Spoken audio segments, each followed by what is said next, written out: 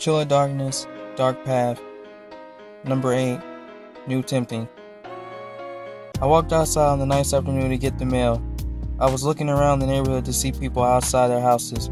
I looked over a house down across the street, and I could see a car pulled in. A girl got out.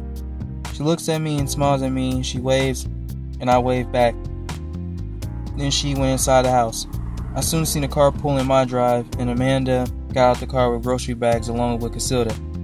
"Hi, you got dinner planned out for tonight? What are you staring at?" Amanda asked. "I have a new neighbor, a girl." I said. "Should I go over and check her out?" Amanda asked. "No, you don't have to do that," I said and laughed. I took the bags from her hand and we walked inside. A few hours later, towards dark time, I walked over outside to grab something out the car, and I saw the girl running. She had on running with the sports gear on top, and she stopped and looked at me. "Nice weather we're having," she said to me, breathing hard, trying to catch her breath. "Yeah, I love it if it stays 60 like this. At night, I'm fine with that," I replied. "My name is Kate," she said. She put her hand out to shake mine. I stood there and looked at her.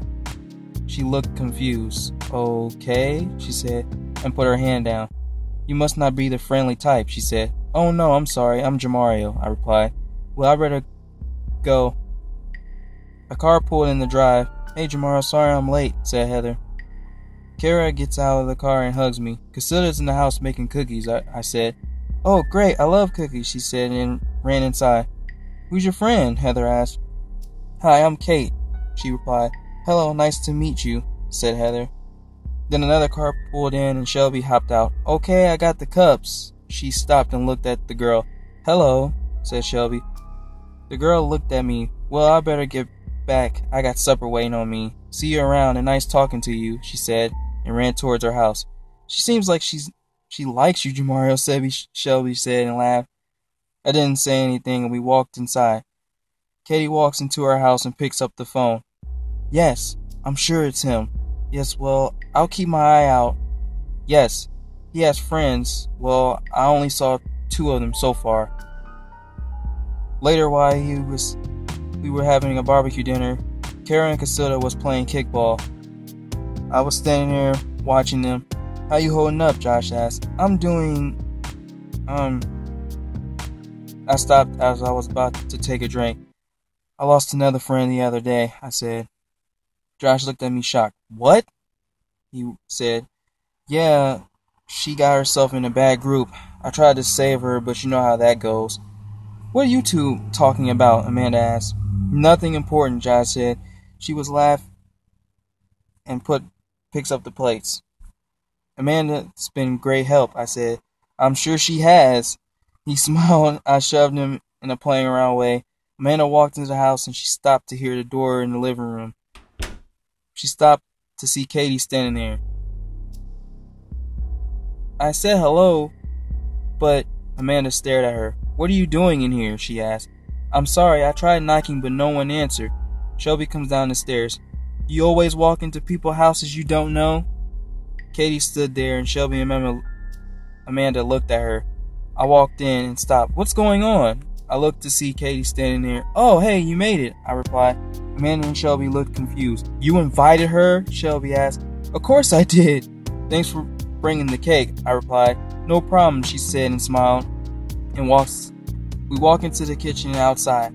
Amanda and Shelby stood there. "Something's not right about her," said Amanda. "I sense a jealousy coming," said Shelby as a joke. "No, I'm serious. She's up to something." Heather comes in the kitchen, then into the living room where they were standing. "It's so nice to see Jamario smiling again. What you two standing there like a bunch of statues for?" she asked. "Nothing at all." Amanda heads back outside. "So how do you like it here?" I asked her, handing a cup. "It's great. I like it," Katie said, and looking around. "You can relax. This is my family," I replied. She looks at the little girl. "She's beautiful," she said. I look. "Oh yeah, that's my daughter, Casilda." I called Casilda over and she came over. "Casilda, this is Kate," I said. "Hello," she replied back. "I have a perfect bear for you. How about you come over and pick it up sometime?" Katie said. Amanda came over quickly. "That won't be necessary," Amanda said. Katie looked at Amanda. I'm sorry? She asked. You need to leave right now, Amanda said, standing there. I looked at Amanda confused. Amanda, what are you doing? I asked her. Katie stares at her. Fine, I will. See you later, jamario. She slammed the cup down and left. Amanda, what the hell? I said. I chased after Katie and she was walking across the street. Hey, I said as I grabbed her arm. I'm sorry about that. She's just looking out for me. I kind of had a rough month with my wife passing and my friend dying, I replied. She looked. Oh, wow, I'm sorry to hear that.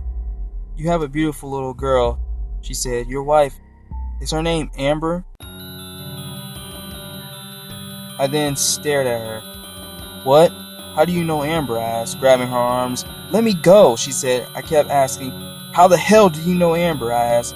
She kept shouting. I don't know what you're talking about. I just guessed. I let her arms go. I'm sorry. She started to rub her arms. Do you treat all your lady friends like this? She asked. Sorry, I got like that. It's okay. I better go. I got my dinner waiting, she said. I'm sorry I grabbed you like that, I replied. It's okay. Maybe we can meet up and go for a run later or something, she replied. I stand there in the street as she walked in her house and picked up the phone. I don't think you should do this. He has a daughter. Yes. No, I won't be a part of this. If you want to kill them, you have to do it yourself. She hangs up the phone. I walk back in the house. We need to talk to you, Heather said to me. I walked in the kitchen and Shelby and Amanda was in the kitchen. What's going on? I asked. We don't think you're safe around that girl. Before Heather could finish, I cut her off. She thought my wife was Amber, I said. They looked shocked. I told you not to trust her. She's up to something. She just made a mistake, I said. She made a mistake? If you believe her, you're dumb as a doorknob, Amanda said, and walked away. What's her problem? I asked. She cares about you and Casilda. She just wants you two to be safe, Shelby said. Well, if you're around me, you're pretty much not safe, I replied. I'll go talk to her, Shelby said. Well, you should go talk to her, she said instead. All right, I replied. She was sitting on the porch and I sat next to her. Thanks for being here for me, I replied. She rolled her eyes at me and smacks her lips. I'm serious. I put my hand on her knees and she looks at me and smiled. I'm gonna go get more ice, she said. She stops and looks at me. I love you, jamario. As a friend way, she said and smiled. I looked at her and smiled back. Thanks, I replied. She got in the car and pulled off to drive.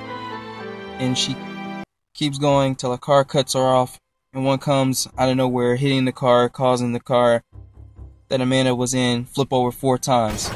The car hits her, stops, and then drives away. I get up and go in the kitchen, and Heather and Shelby are getting the food ready. It smells good, I replied. Where did Amanda go? Heather asked. She went to go get some ice. She will be right back, I replied. Heather picks up the gun from the top of the fridge and handed it to me. I'll put it in the bedroom, I replied. And she smiled. And just when I was about to go up the stairs, a knock came on the door. I opened it and Katie was standing there. She looked at me and says to me, "You're in danger." And I look and I stare at her.